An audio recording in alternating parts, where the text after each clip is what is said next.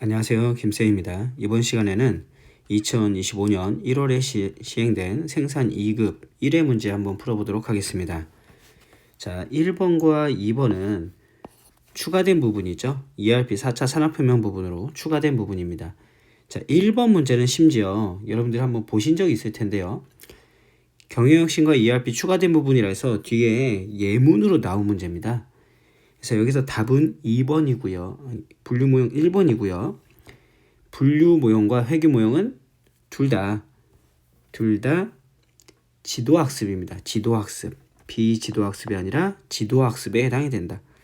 그래서 이런 문제들은 여러분들이 문제 은행식으로 나오는 거라 참고로 한번 해주시면 좋을 것 같아요. 그 다음에 2번 문제도 나왔던 문제. 여러분들 아마 기억하실 거예요, 이것도. 그래서 요 2번 문제도 제품 공정, 생산 설비와 공장에 대한 실제 세계와 가상 세계의 통합 시스템이며 제조 빅데이터를 기반으로 사이버 모델을 구축하고 이를 활용하여 최적의 설계 및 운영을 하는 것. 얘를 뭐라 부르냐? 얘를 사이버 물리 시스템이라 부릅니다. 그래서 나온 김에 하나 기억을 해주시면 좋을 것 같아요. 자, 그리고 3번부터는 기존의 문제랑 똑같습니다. 아웃소싱에 대한 설명을 적절하지 않은 것은 그렇죠. 여기서는 4번이네요. ERP 시스템을 구축한 후에 아웃소싱 업체로부터 독립적으로 운영할 수 있다? 아니죠. 지속적인 교육과 보수가 필요하죠.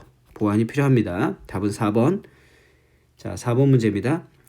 베스트 프랙티스를 목적으로 ERP 패키지를 도입하여 시스템을 구축하고자 할 경우 가장 적절하지 않은 방법은 했습니다. 가장 적절하지 않은 건 그쵸. 기존 업무 시스템을 고수하지 말아라 라는 얘기가 있었죠. 패키지 수정하면 안 되겠죠. 자, 그 다음에 3명의 작업자가 8시간 동안 1080m를 작업했대요. 그럼 1080m를 3명의 작업자가 8시간씩 작업한 걸로 계산을 하시면 되겠죠. 그럼 얼마가 나와요? 그렇죠. 45가 나옵니다. 답은 4번. 6번 BOM에 대한 설명으로 적절하지 않은 것 됐습니다. 제품의 기능적 특징만을 이렇게 한정사가 나오면요, 여러분들 한정사가 나오면 그게 답이에요. ERP 시험에서는 제품의 기능적 특징과 물리적 특징 전부 다 관리가 되는 거죠. 그래서 여기서는 1번이 답이 된다. 주 생산 계획과 연계가 되어 있고요. 모품목을 위해 필요한 수량을 보여준다. 그리고 모품목을 만드는 데 필요한 조립품, 부품, 원자재의 목록이다. 다 괜찮네요. 7번 문제에 대하여 전문가 집단에게 실적이나 예측치에 대한 설문을 여러 차례 실시하여 전문가의 의견을 수집하고 의견을 요약하는 기법을 이거 강의 들으신 분들은 다 아시겠죠? 그렇습니다. 델파이법입니다. 이번엔 문제가 좀 쉽게 나왔네요. 자, 8번 문제.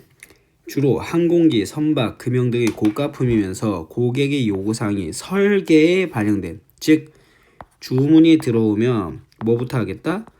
설계부터 진행을 하겠다. 이걸 뭐라 부른다 우리가? 그렇죠. ETO라 부릅니다. Engineer to Order라고 부른다.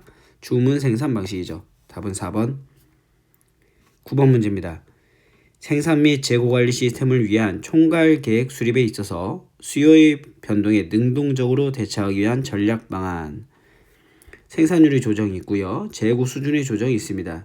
고용 수준의 변동이 있고 하청 및 설비 확장이죠. 제품 품질 조정은 없다. 답은 3번.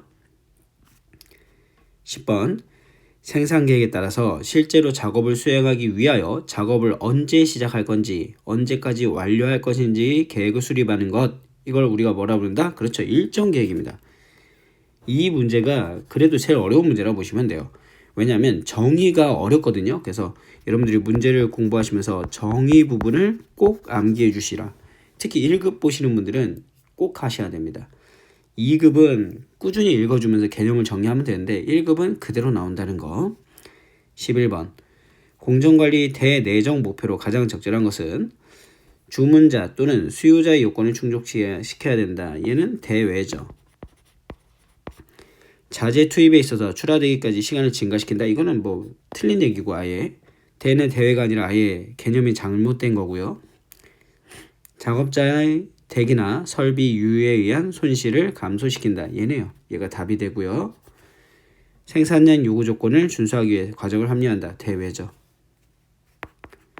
그래서 대내는 3번이다. 자, 12번 문제입니다. 공수 계획의 기본 방침에 가장 적합한 것은 긴급성. 얘는 CR을 얘기하는 거네요. 우리가 흔히 말하는 공수에서는 부하와 능력이란 게 있어요. 얘 균형률, 그 다음에 가동률 향상, 일정별 부하 변동 방지, 그 다음에 전문화 촉진, 여유성 이런 게 있거든요. 그래서 여기서 해당되는 건 그렇죠. 4번이 되겠습니다. 4번이 되겠습니다. 자, 13번. 전체 작업자가 실제 가동 시간 중에 정미 시간 작업을 하는 시간의 비율. 얘는 공식이 있었죠, 여러분들. 가동률에 대한 설명입니다. 참고해서 알아주시면 될 것 같아요. 13번 문제. 자, 14번. 간트 차트에 대한 설명을 적절하지 않은 것은 간트 차트는 완료 시간을 알 수 있고요. 그 다음 전체 공정 알 수 있습니다.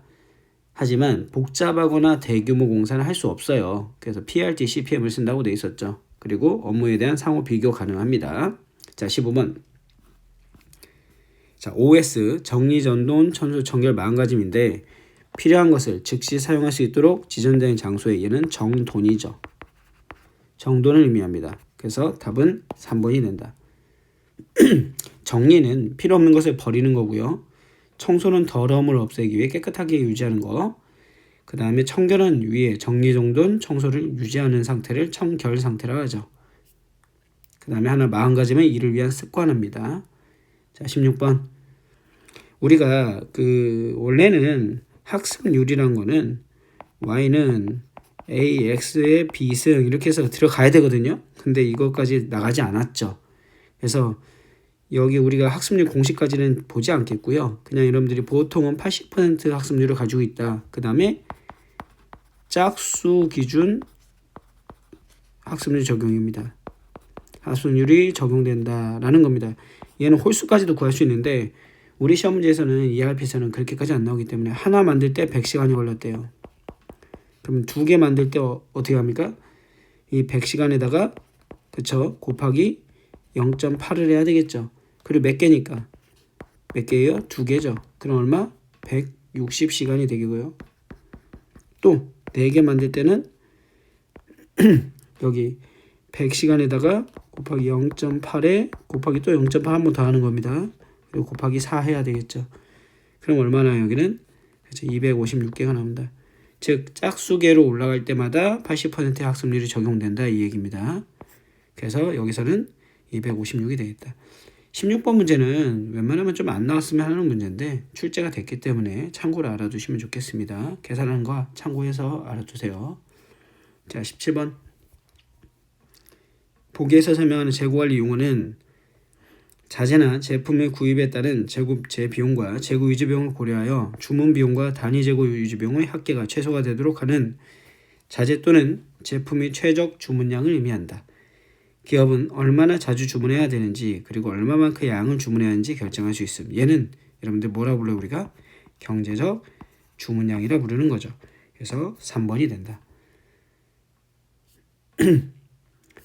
자, 그 다음에 자재 소요 계획이 입력 요소로 적합하지 않은 것은 MPS에서 뭐가 나와요? MRP가 나오고 이 MRP를 위해서는 그죠? BOM과 재고 기록 처리 필요하다 했죠. 그래서 여기 아닌 건 뭡니까? 그죠? 기간별 소요량은 아니다. 자, 19번 문제입니다. 보기에서 설명하는 것은 무엇입니까? 기존 생산 계획이 주어진 제조 자원량을 넘어서는지 답 나왔죠. 얘를 우리가 그렇죠. 3번에 있는 계략적 능력 요구 계획이라 부릅니다. 정의 부분 잘 읽어주시고요. 마지막 문제입니다. 공급망 관리 추진 효과를 가장 적절한 것은 자, 공급망 관리 우리가 공급망 관리를 하면은 생산 효율화 되고요. 업무 처리 시간 단축되고 공급의 안정화가 이루어지고 재고 수준의 감소가 이루어집니다. 그래서 해당되는 건 그렇죠. 1번이네요. 요번엔 2급 문제가 상당히 쉬웠습니다. 간단하게 풀어보면서 정리하시고요. 다음에는 실기 문제 풀어보도록 하겠습니다. 수고하셨습니다.